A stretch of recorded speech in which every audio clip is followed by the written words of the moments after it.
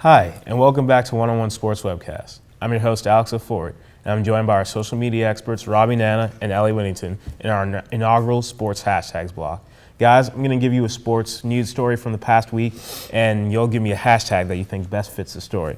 So first, we have our most important news story of the week. 2 llamas escaped and were on an assisted living facility in Arizona, and over the weekend, people tried to recapture them, and the Diamondbacks, Suns, and also the Arizona Cardinals both sent out tweets about them. So what's your hashtag for this? I'm going to go with hashtag marketing because that's all it is. It's just the teams trying to get an extra fan in the ballpark or whatever in the stadium, because if they could get a llama, how many teams have llamas? So people come from all over just to see it.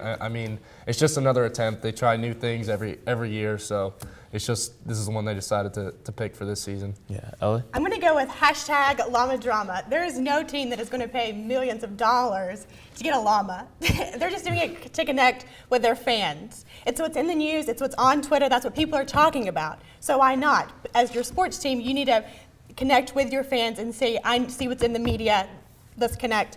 There was other teams other than Arizona teams that talked about it. Indianapolis Colts, Sacramento Kings, they're all connecting with Arizona teams. So hashtag llama drama. Yeah, it's definitely an interesting story. They're definitely trying to build on all the hype there. So then also this past Sunday, the James Harden-led Houston Rockets defeated LeBron James and the Cavs, and then overtime battle had multiple technical fouls throughout.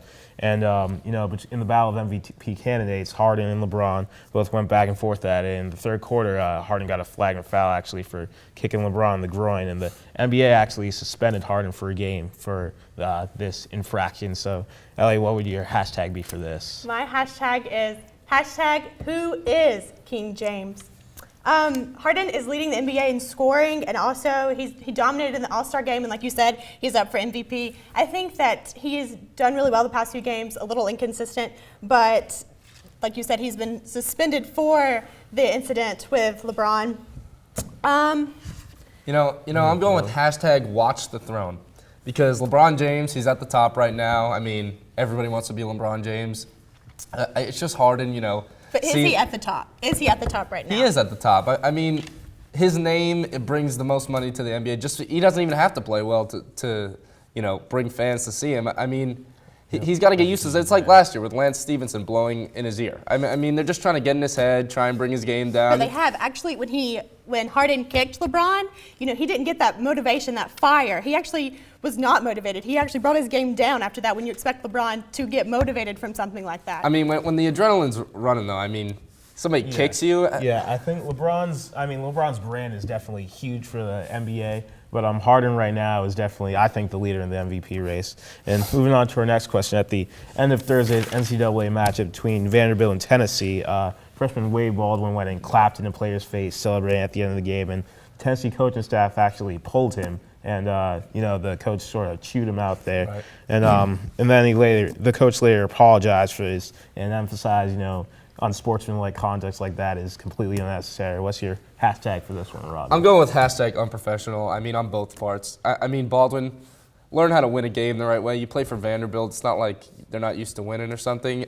But also at the same time, Coach, you got to know that there's cameras going. You can't be doing that on the court to one of your players. Both of them just made very unprofessional moves. And I would kind of agree with that. They both were wrong. Although I think Stallings, he's the coach. He's the leader of the team. They both represent the team, but he is the coach. So he needs to be careful. Yeah. Baldwin's a freshman. Yes, he needs to learn what it's like to be sportsmanlike on the court and how to win with class. But also, we're looking at Stallings. He's the coach. So mine is hashtag lead by example. Yeah, it's also kind of ironic you pulled him out of the probably most sportsmanlike part of the game, the handshake line. So right. Moving on to the next question. On Thursday, NBA Hall of Famer Earl Lloyd, first black player in the NBA, sort of a pioneer for sure. He actually entered during the 1950-51 season, and now, thanks to his influence, of course, 81% of current NBA players are players of color. So, Ellie, what would your hashtag be for this? My hashtag is hashtag taking a charge for change. Just like in basketball, you take a charge. That's exactly what he did. He took a charge for, he took criticism to step and make his way and do good for black people in not only in the NBA but in sports. This is around the same time as Jackie Robinson. A lot of people compare them, but hashtag taking a charge for change.